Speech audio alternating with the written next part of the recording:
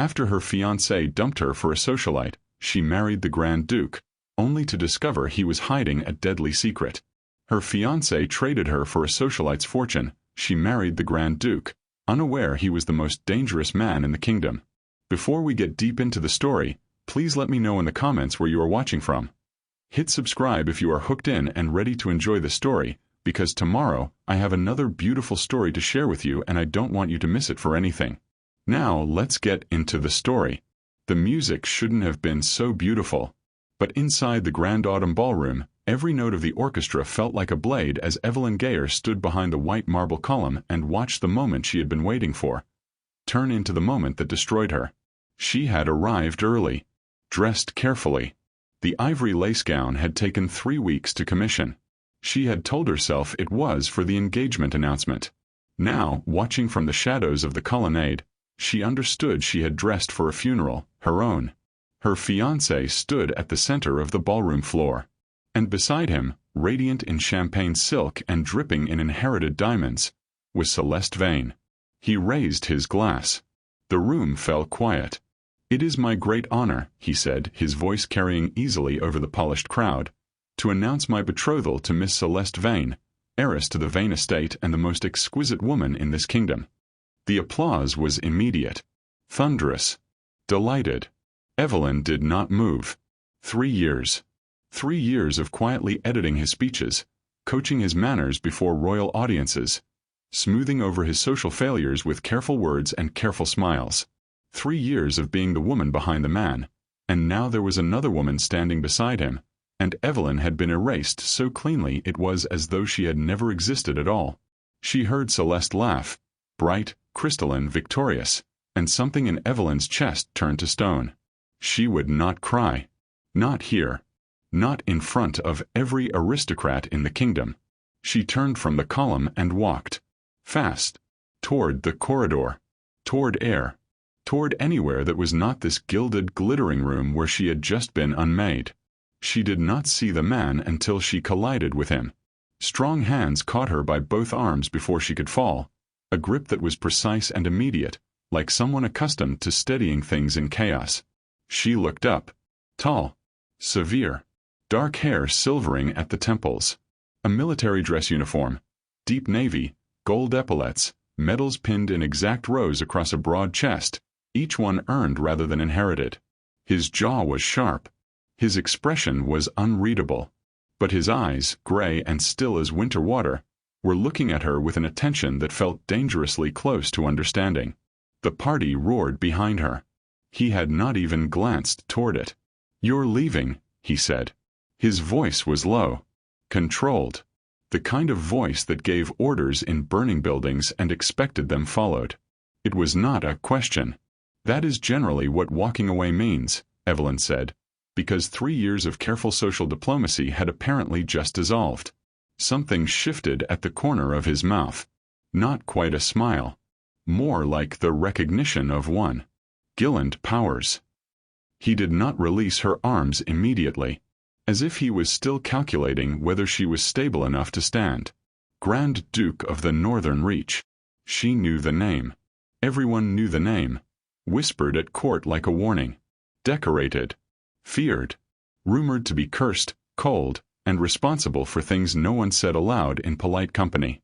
"Evelyn Gaier," she said. "Nobody, apparently." He glanced past her. One brief look toward the ballroom, toward the sound of her fiancé's laughter carrying through the gilded doors, and then back to her. His gray eyes were unreadable. But there was something in them. A calculation. A decision being made in real time. "Miss Gaier." His voice dropped further, until it belonged only to her. "I have a proposal. And I think you're precisely angry enough to hear it."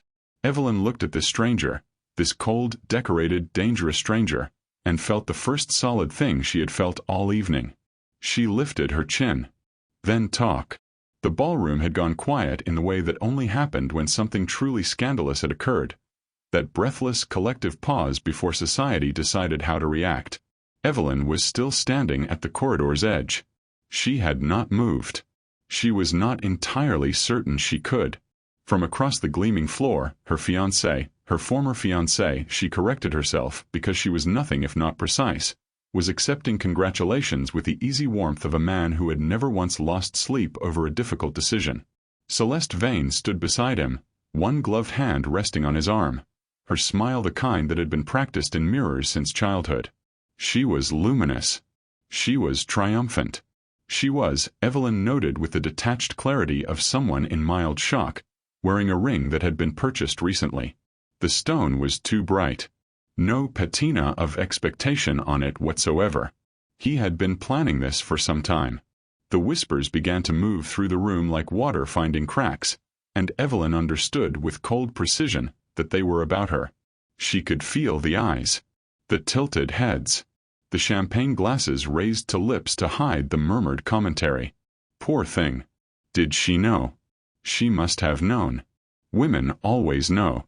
She had not known. She pressed one hand briefly against the marble column beside her, just for a moment, just to feel something solid, and then straightened her spine and dropped her hand to her side.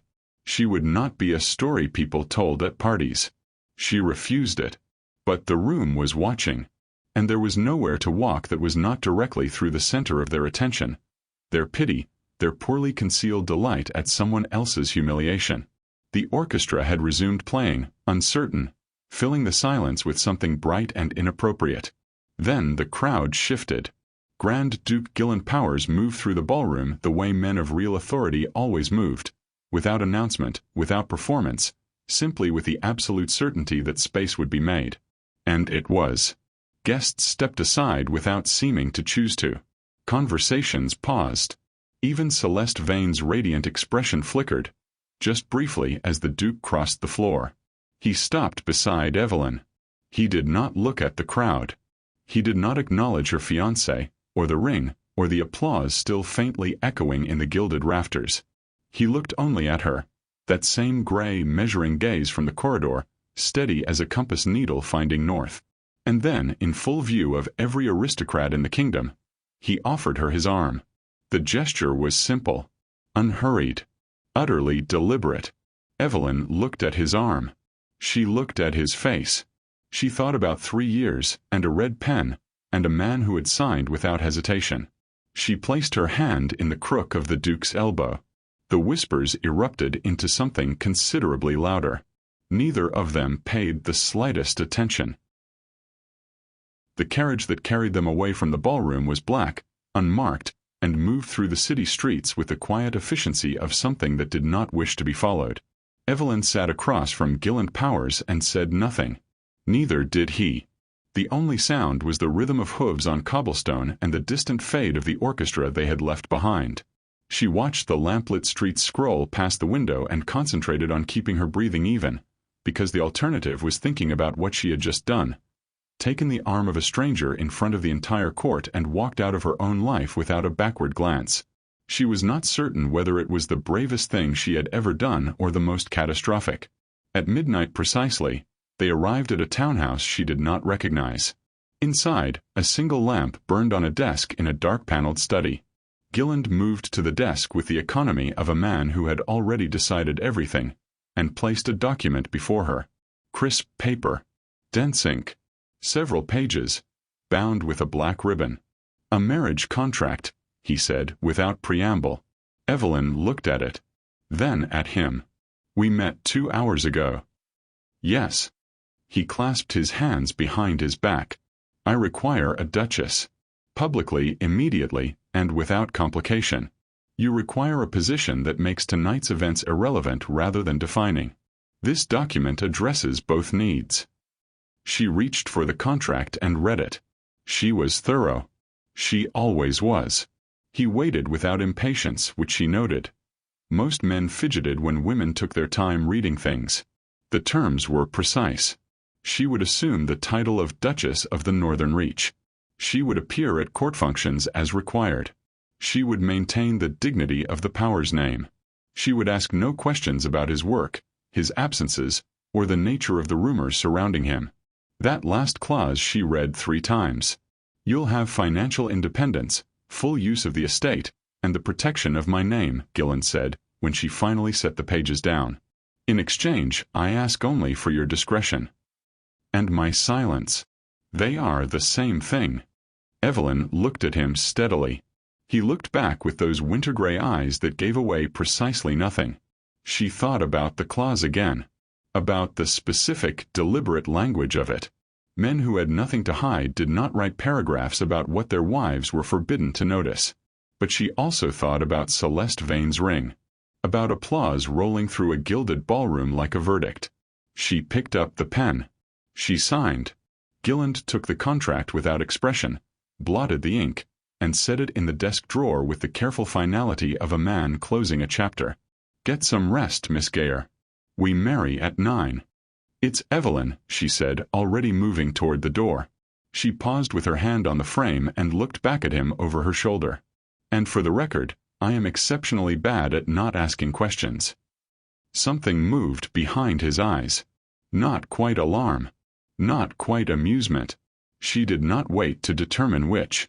Powers' estate did not reveal itself gradually. It simply appeared, massive and unapologetic at the crest of a long gray hill, as though it had always been there and found the surrounding landscape largely beneath its notice. Evelyn pressed her fingers against the cold carriage window and studied it as they climbed. She had expected grandeur. The northern reach was one of the oldest duchies in the kingdom, and old money had a particular way of announcing itself in stone and scale. But this was something different. The estate was vast, yes. 4 stories of dark granite, tall narrow windows, towers at each corner that served no decorative purpose she could identify. It looked less like a nobleman's residence and more like something designed to withstand a prolonged siege. The gates were iron. 2 guards stood at attention on either side, and they did not smile as the carriage passed. They watched it.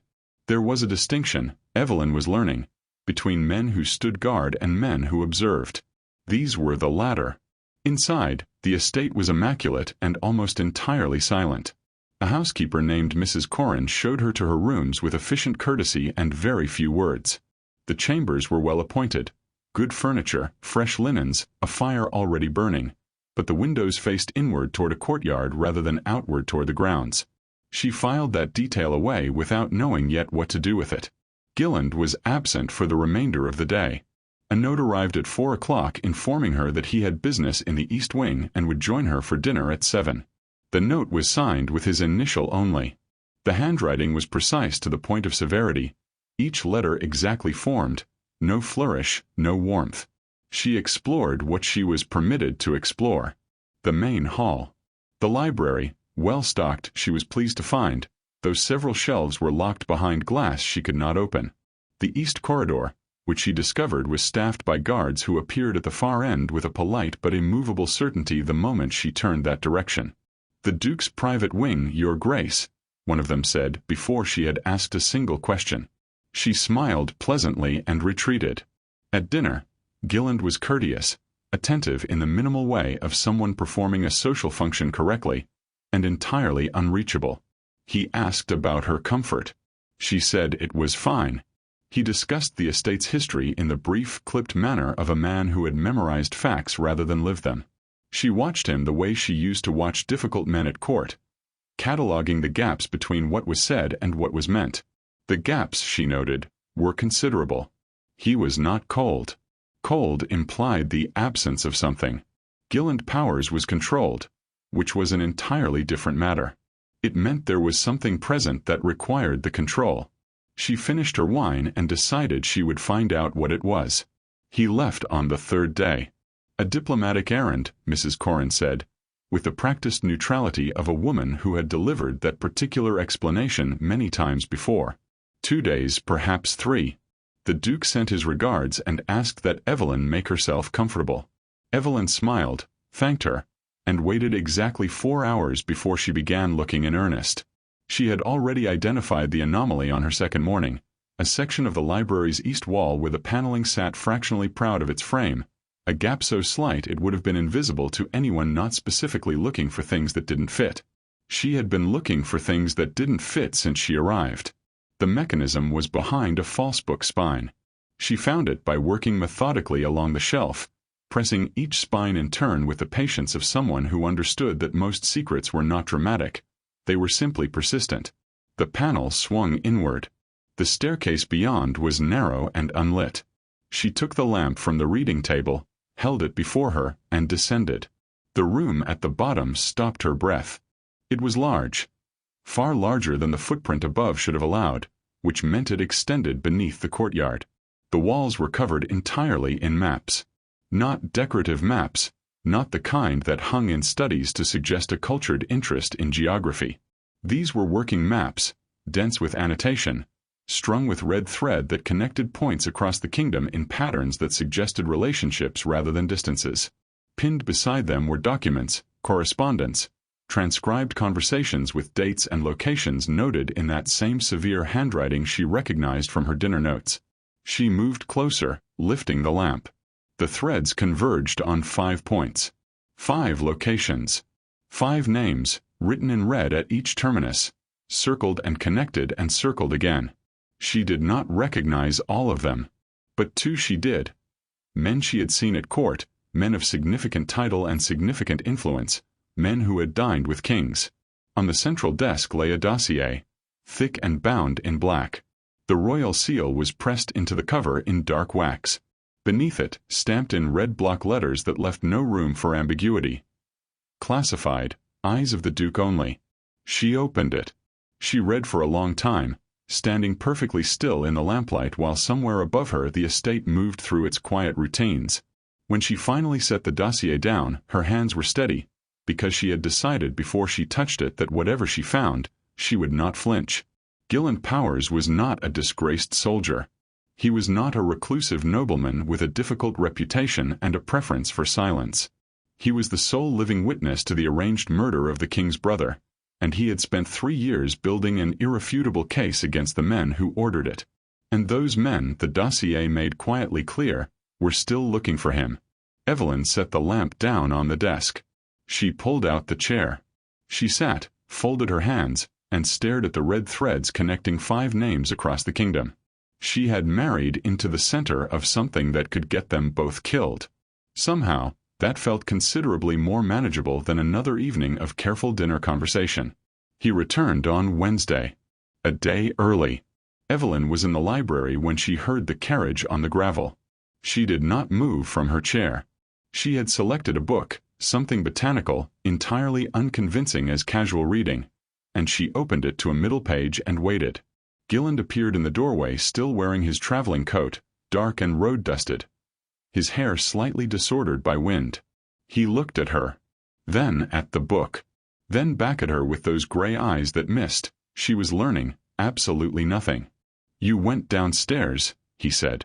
It was not a question. She was beginning to understand he rarely wasted breath on questions he already knew the answers to. She closed the book and set it aside. "You have red thread connecting Lord Harwick's banking records to the night of Prince Edmund's death." The name landed in the room like something dropped from a great height. Gilland went very still in the doorway, the particular stillness of a man recalibrating. Then he stepped inside, closed the door behind him, and removed his coat with the measured movements of someone deciding, in real time, how much truth the situation now required. He sat across from her. For a long moment he said nothing. The fire crackled between them. 3 years ago, he began, his voice stripped of everything except precision. "I was stationed at the Winter Palace as part of the royal security detail. The night Prince Edmund died, officially recorded as a riding accident. I was in the eastern corridor. I saw 2 members of the Council of 5 leave his chambers 20 minutes before his body was discovered." Evelyn did not speak. She had learned long ago that silence was the most reliable way to keep a confession moving forward. "I reported it," Gilland continued, "to my commanding officer, who reported it to his. The report disappeared within 48 hours and I was quietly relieved of my post and handed a disgrace I had not earned." A brief pause. "They expected me to accept it and retreat to the northern reach and cause no further inconvenience. But you built a war room instead. I built a case." His jaw tightened fractionally. 3 years of correspondence, financial records, witness accounts from people with considerably less to lose than I have. Enough now to bring before the king directly, bypassing every layer of the council's influence. Evelyn absorbed this. "Then, why did you need a wife?" Something shifted in his expression. The first crack she had seen in the careful architecture of his composure. Because 2 weeks ago, they became aware that my case was nearly complete. And a man with no one beside him, he said quietly, is considerably easier to make disappear than a Grand Duke whose Duchess would ask inconvenient questions. The words settled over her like cold water. They'll come after me too, she said. Yes. His gray eyes met hers directly, and for the first time, she saw something in them that looked very much like regret. I am sorry, Evelyn. I should have told you sooner. She noted distantly that it was the first time he had used her name. The invitation to the Queen's luncheon arrived on a Monday. By Tuesday, Evelyn had received 3 separate warnings, delivered through the careful indirection of well-meaning acquaintances, that attending would be a mistake. She pressed the invitation flat on her dressing table and selected her best gloves. She had spent 3 years at the periphery of court society, quietly observing while her fiancé occupied the center. She had watched women like Celeste Vane operate with the particular ruthlessness of those who understood that social destruction was merely warfare conducted at a more refined temperature. She knew exactly how it worked. She had simply never before been the designated target. The first move had come days earlier. A rumor, elegant in its simplicity, that Evelyn Gaier had married the Duke under false pretenses, presenting herself as a woman of means when she was, in fact, entirely without fortune or family of consequence. The second move was the intercepted correspondence. 2 letters Evelyn had written to trusted friends, redirected and opened, their contents selectively summarized to the wrong people. The third was the luncheon itself, an invitation extended, Evelyn understood perfectly, not as a welcome but as a stage. Celeste intended to humiliate her before the most influential women in the kingdom. Evelyn arrived precisely on time in a gown the precise color of composure, deep blue, understated, immaculate, and took her assigned seat at the far end of the table, which was itself a small cruelty she absorbed without expression. Celeste made her move in the second course. A gentle, poisonous observation about the irregularity of the Powers marriage, its suddenness, its convenience, the question of what a woman of Evelyn's background truly brought to a ducal household. The table listened with the delighted attention of those who had been promised a spectacle. Evelyn set down her fork. She smiled. Speaking of irregular financial arrangements, she said, her voice carrying the same pleasant, conversational tone one might use to discuss the weather, I was reviewing the Northern Reaches banking records last week. A duchess does involve herself in estate finances, naturally, and I came across something rather curious. The Vane family's Eastern holdings. 3 accounts, all bearing the signatures of council members who, as of 18 months ago, were formally prohibited from private banking arrangements under the Crown's conflict of interest statutes. She watched the color leave Celeste's face with the calm attention of someone who had prepared very carefully for this exact moment. I'm certain it's simply an administrative oversight, Evelyn continued pleasantly. These things do accumulate when one's attention is divided between legitimate business and, the briefest pause, social obligations. The table had gone very quiet. Celeste said nothing. For perhaps the first time in her cultivated porcelain life, she had absolutely nothing to say. Evelyn lifted her wine glass. 3 years of being overlooked had taught her everything she needed to know about the people who had done the overlooking.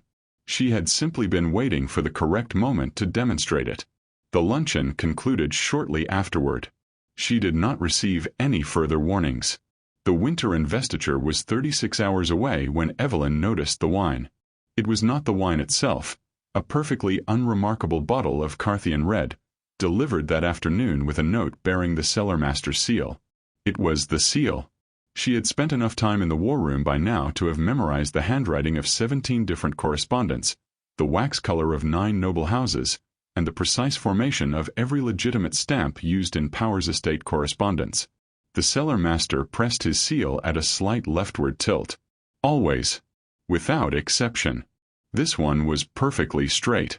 She found Gilland in the East Wing study, already reaching for the poured glass on his desk, and crossed the room and took it from his hand without asking permission. He looked at her with an expression that was equal parts startled and dangerous. Evelyn. The seal is wrong. She set the glass down away from him and turned the bottle so he could see the stamp. Meridian presses left. This is centered. And the ribbon on the note. Council correspondence uses black ribbon. This is navy. Close enough that most people wouldn't distinguish them. Not close enough. Gilland looked at the bottle. Then at her. Something moved across his face that she could not immediately categorize. He called for Mrs. Corrin, instructed her to have the wine tested, and within the hour they had their answer. Something colorless and efficient dissolved into Carthian red, undetectable by smell. The kind of thing that announced itself only after the fact, by which point announcement was academic. The estate went into a controlled silent lockdown that Evelyn suspected had been rehearsed. Guards redistributed. Entrances secured. Gilland moved through it all with clipped precision, issuing instructions in the quiet shorthand of someone managing a familiar emergency. It was only later, much later, when the house had settled into its new configuration of watchfulness and the clock on the study mantel showed nearly midnight, that he stopped. He was standing at the window with his back to her, and for a long moment he said nothing. The lamplight caught the medals on his uniform jacket, which he had not yet removed, and threw their shadows long across the floor. "How long have you been reading the war room files?" he asked quietly. "Since the 4th day," she said. There was no point in anything other than directness between them now. He turned from the window. He looked at her, really looked at her, with an expression she had not seen on him before. The calculation was still there, but something else had entered it. Something that looked unexpectedly like relief. "I owe you my life," he said. Simple. Unadorned. Gilland Powers did not embellish. "You owe me a conversation," Evelyn replied. "A real one. Tomorrow, after this is finished." He was quiet for a moment. Then, almost imperceptibly, the severe line of his mouth softened. "Yes," he said. "All right." It was, she thought, the first thing he had ever agreed to without calculating the cost first. The winter investiture ball was, by every measurable standard, the most magnificent event of the court calendar. The grand ballroom blazed with 1,000 candles. Crystal chandeliers threw fractured light across a sea of silk and gold braid and powdered shoulders.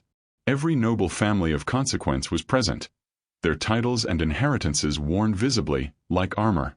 Evelyn walked in on Gilland's arm and felt every eye in the room find them simultaneously.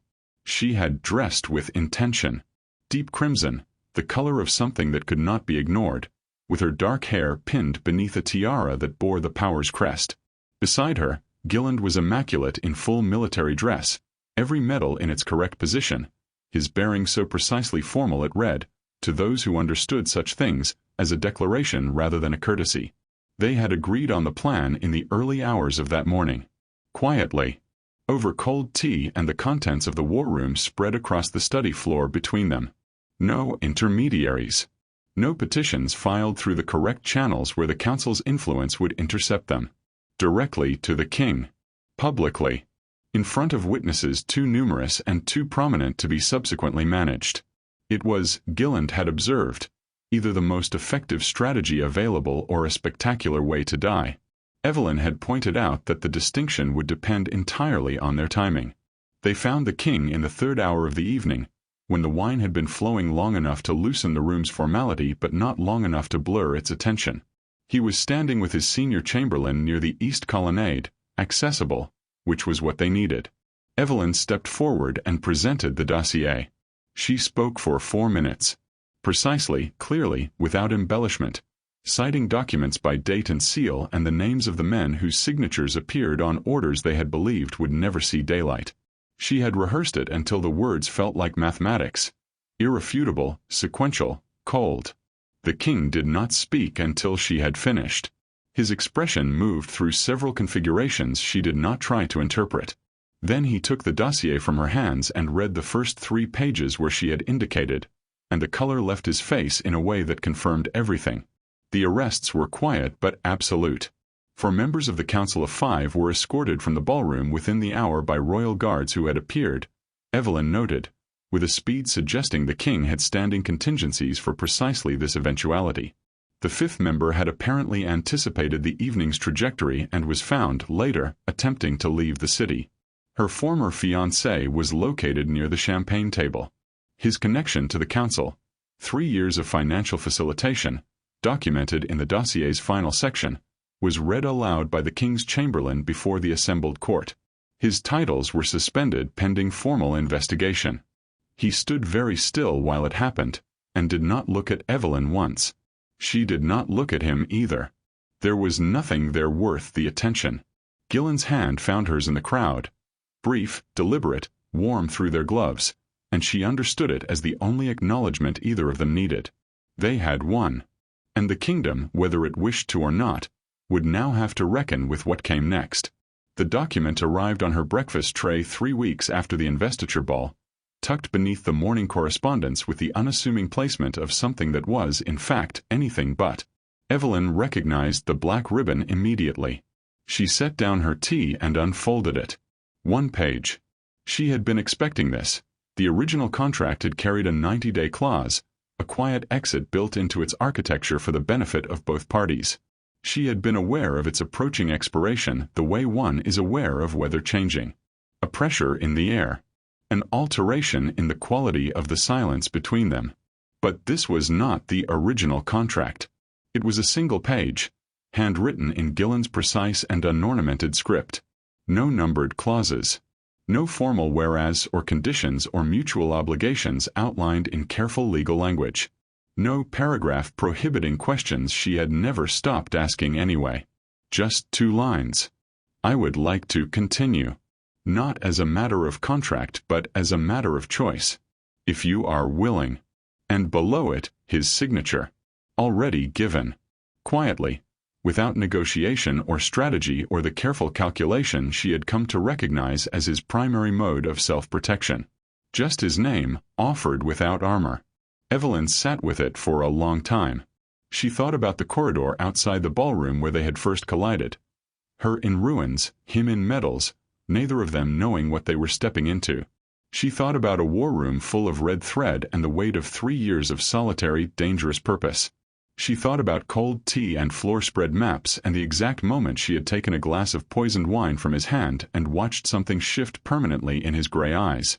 She thought about a man who had spent 3 years being immovably alone because the alternative was getting someone killed, and who was now, with 2 handwritten lines, choosing to be something other than alone. She found him in the library.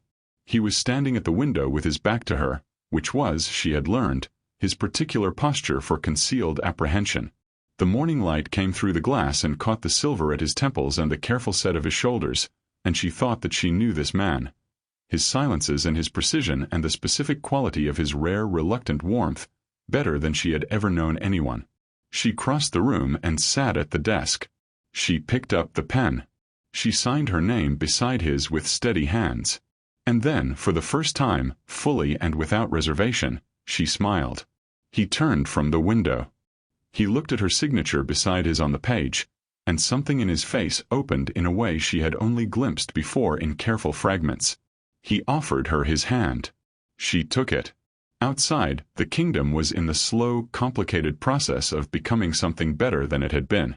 Inside this room, the Grand Duke and his Duchess stood together in the quiet morning light. Chosen, deliberate, and entirely, finally, their own. Neither of them looked back. As we wrap up, I hope you found this video interesting and worth your time. If you did, don't forget to like the video and subscribe to the channel for more content like this. It really helps the channel grow and lets me know you want to see more. Feel free to drop your thoughts or questions in the comments. I'd love to hear from you. And if you know someone who could benefit from this, go ahead and share the video with them.